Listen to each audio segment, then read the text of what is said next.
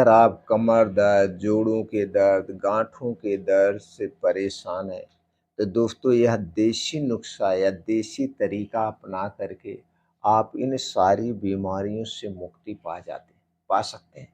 तो कौन से देसी नुस्ख़ा है, कौन-कौन सी चीज़ें हमें प्रयोग करना है, आज के वीडियो में हम बताएँगे। लेकिन सबसे पहले हमें ये जानने की ज़रूरत है ये हमारे जोड़ों में दर्द क्यों होता है, कमर में दर्द क्यों होता है, गठिया बाई के शिकार हम क्यों होते हैं? क्योंकि दोस्तों कारण जानना बहुत ज़रूरी है और आज आप कारण पे ध्यान नहीं देते हैं।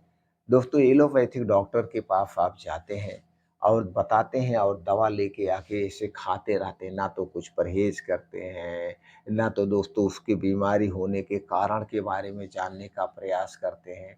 अगर कोई संजोगवश पूछ भी लेता है तो डॉक्टर कहते हैं कि आपको डॉक्टरी पढ़ना है कि इलाज कराना है, क्योंकि उनके पास समय नहीं है आपको समझाने का।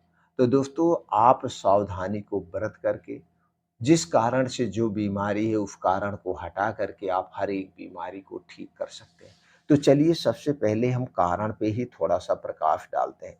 दोस्तों अगर हम कारण की बात करें जब हमारे शरीर का वात, पित्त, कफ डिसबैलेंस होता है, यानी कि बढ़ जाएगा तो भी बीमार होंगे, कम बनेगा तो भी हम बीमार होंगे। तो सबसे पहले आप अपने शरीर के वात, पित्त, कफ को मैनेज करिए। और अगर आपके शरीर में जोड़ों में कमर दर्द बढ़ गया है तो आपका वात रोग बढ़ा हुआ है, तो आप अपने वात रोग को बैलेंस करिए। जब आप वात रोग को बैलेंस कर लेंगे तो दोस्तों आप बीमारी से मुक्त हो जाएँगे। तो चलिए हम ये जान लेते हैं सीधे तौर पे हम अपने शरीर के वात, पित्त, कफ को कैसे मैनेज करें। दोस्तों वात, पित्त, कफ को मैनेज करने के लिए आप घर के बाहर की जितनी भी बनी हुई चीज़ें हैं जैसे चीनी से बनी हुई कोई चीज़ हो उसे नहीं लेना है, मैदा से बनी हुई कोई चीज़ नहीं लेना है, रिफ़ाइन किया गया तेल नहीं लेना है, पामोलिन, डालडा नहीं का प्रयोग नहीं करना है। और ये सारी चीज़ें जो मार्केट में मिलती है इन्हीं चीज़ों से बनाई जाती है, तो दोस्तों इसका आपको त्याग करना पड़ेगा। क्योंकि ये सारी चीज़ें हमारे शरीर के वात, पित्त, कफ को बढ़ाती है, इसे छोड़ देना है। कोई भी ठंडी चीज़ नहीं लेना, चाहे वो ठंडा पेय पदार्थ हुआ, चाहे कोल्ड ड्रिंक हुआ, सॉफ्ट ड्रिंक हुआ, धूम्रपान हुआ या ठंडा पानी ही क्यों ना हो। दोस्तों ठंडे पानी का सेवन नहीं करना चाहिए, हमें रूम टेम्परेचर का नॉर्मल ताज़ा पानी पीना चाहिए। कोल्ड ड्रिंक, सॉफ्ट ड्रिंक, धूम्रपान कभी नहीं लीजिए। ये सारी चीज़ें हमारे शरीर के वात, पित्त, कफ को बढ़ाती है। दूसरी चीज़ तली भुनी चीज़ों से आपको दूरी बनाना पड़ेगा। तली भुनी चीज़ें भी वात, पित्त, कफ को बढ़ाती हैं। हाँ, कभी-कभार महीने में 1-2 बार आप खा सकते हैं। अगर डेली आप तली भुनी हुई चीज़ें खाएँगे, वो भी बाहर की, तो दोस्तों वात, पित्त, कफ कभी बैलेंस में नहीं होगा। ये नहीं करना। दूसरी चीज़ जब आपको अच्छी-सी भूख लगे तभी कुछ खाना-पीना है, बिना भूख लगे नहीं खाना है। कुछ लोग हैं ऐसे खाते-पीते रहते हैं, ये बात को ध्यान देना गा। भरपूर मात्रा में पानी का सेवन करिए और अपनी डाइट जो है 70% लिविंग वस्तुओं पे आधारित करिए। लिविंग वस्तुओं के मतलब हमें अनाज कम खाना है, सब्जियाँ और फलों का सेवन सबसे ज़्यादा करना चाहिए। हमारे खाने में 3 हिस्सा सब्ज़ी और फल होना चाहिए, 1 हिस्सा ही अनाज होना चाहिए। अनाज दोस्तों हमें ज़्यादा नहीं लेना है।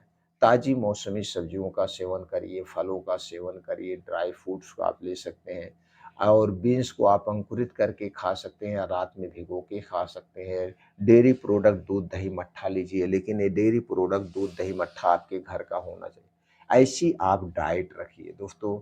उसके बाद शरीर की एक्टिविटी बढ़ाने के लिए डेली 2 घंटे का समय सबको निकालना चाहिए। अब ये 2 घंटे का समय सुबह का समय सबसे बेस्ट समय होता है।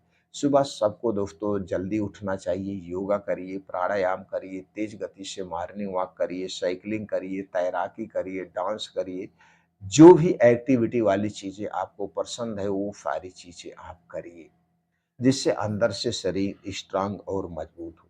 इतना काम आप करेंगे तो ऐसे आपकी बीमारी ठीक होना अपने आप शुरू हो जाएगी। क्योंकि हमारे शरीर में ऐसे-ऐसे हार्मोन्स होते हैं जो अपनी बीमारी को खुद रिमूव कर लेते हैं। ये आपको काम करना है। अब चलिए हम जानते हैं देसी नुस्ख़ों के बारे में।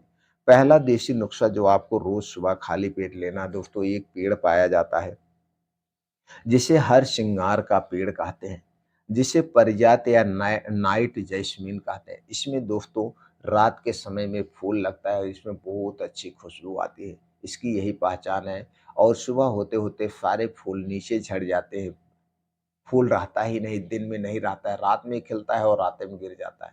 तो दोस्तों आपको उसी की 4 पत्तियाँ लाना है, 4 से 5 पत्ती लाना है और 1 कप पानी में आप इसे उबालिए, खूब उबालिए, उबालते-उबालते इतना उबालिए, उबलते-उबलते जब आधा कप पानी रह जाए, तो यही रोज़ सुबह खाली पेट आपको पीना है। कब पीना है? रोज़ सुबह खाली पेट आपको पीना है। बस पानी पीने के 1 घंटे, डेढ़ घंटे तक आपको कुछ नहीं खाना-पीना है। कम से कम 2 घंटा मान के चलिए, आपको कुछ नहीं खाना-पीना है।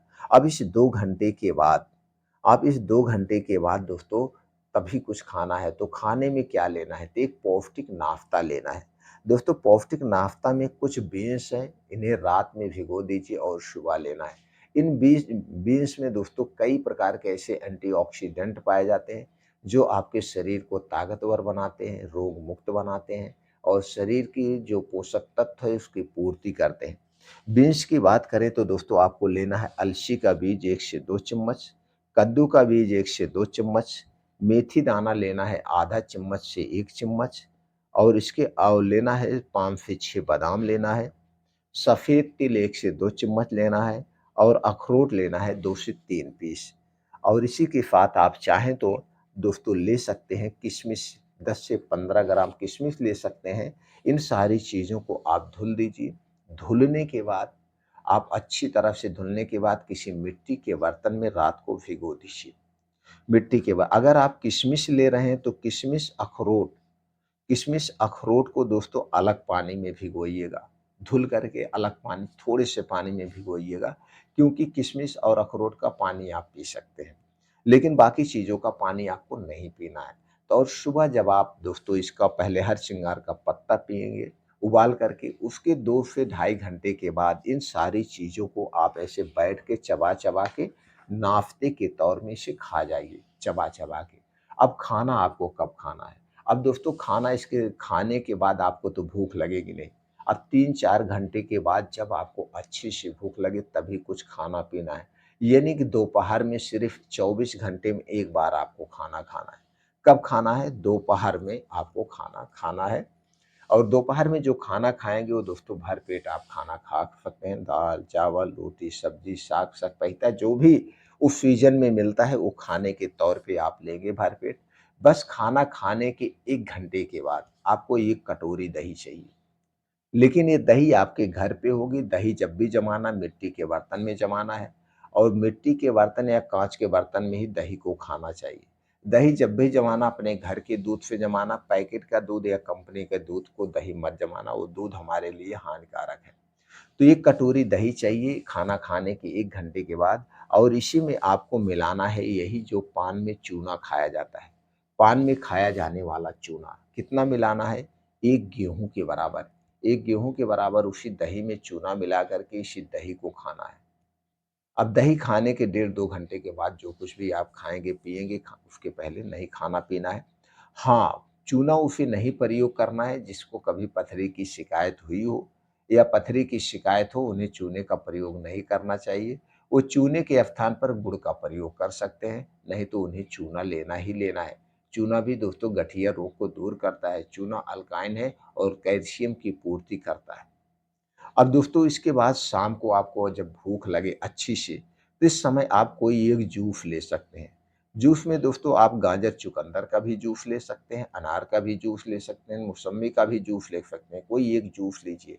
अपने शरीर को डिटॉक्स करने के लिए, ताकतवर बनाने के लिए कोई भी एक जूस आप ले सकते हैं 3 से 4 बजे जब आपको अच्छी सी भूख लगे। बस जूस पीने के बाद भी और पहले भी कुछ नहीं खाना-पीना है। ये आपको जूस लेना है, आप ले लिए और रात का खाना दोस्तों अगर आप खा सकते हैं तो सूर्य डूबने के पहले खा लीजिए। अगर सूर्य डूबने के पहले खाना नहीं खा सकते हैं तो रात का खाना आप अवॉइड कर दीजिए। रात का खाना छोड़ दीजिए। उसके स्थान पर आपको रात 8 बजे 1 गिलास दूध लेना है। 1 गिलास दूध है, दूध आपके घर का होगा, पैकेट का दूध बिल्कुल नहीं चाहिए और गाय का दूध मिल गया तो जान लीजिए अमृत के समान है। इस दूध को आप गैस पे चढ़ा दीजिए। गैस पे चढ़ाने के बाद इसी में आपको डालना है सौंठ का पाउडर। दोस्तों आप सौंठ लाइए, घर पे पाउडर बना लीजिए और उसी में से आधा चम्मच सौंठ का पाउडर, छोटी चम्मच से आधा चम्मच आपको डालना है। आधी चम्मच की बात करें तो दोस्तों 3 ग्राम सोंठ का पाउडर डाल के उस दूध को बढ़िया से उबाल दीजिए। दूध जब बढ़िया से उबल जाए तो गैस से उतारिए। अब इसी में मिलाना है 1 चम्मच अश्वगंधा का पाउडर और दोस्तों 1 चम्मच त्रिफला चूर्ण। 1 चम्मच अश्वगंधा पाउडर, 1 चम्मच त्रिफला चूर्ण मिला करके इसी दूध को रात में आपको पीना है। इसी दूध को रात में आपको पीना है 8 बजे। इस दूध को पीने के बाद आप कुछ भी नहीं खाएँगे, पिएँगे। कब तक? यानी कि अब सोने जाना है, कुछ खाना-पीना नहीं है और दूध पीने के 2 घंटे के बाद सोएँगे। अब दोस्तों इसमें जो अश्वगंधा है हड्डियाँ, मांसपेशियाँ मजबूत बनाएगी, सोंठ दर्द को दूर करेगी और त्रिफला चूर्ण पेट को साफ करेगा। इसके कई रोल हैं और दोस्तों 2-3 महीने तक ये सारे नियमों का पालन करना है। 3 महीने के बाद आपके शरीर के सारे दर्द दूर हो जाएँगे।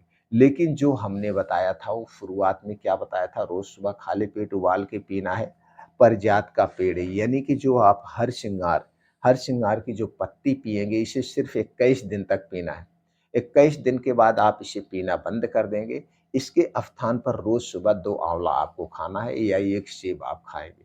21 दिन तक आपको ये काढ़ा पीना है, 21 दिन के बाद आप आँवला या सेब का सेवन करेंगे और उसके बाद सारे रूल्स को फ़ॉलो करेंगे तो दोस्तों आपका जो जुकाम, कमर में, जोड़ों में, गाँठों में दर्द है हमेशा-हमेशा के लिए दूर हो जाएगा।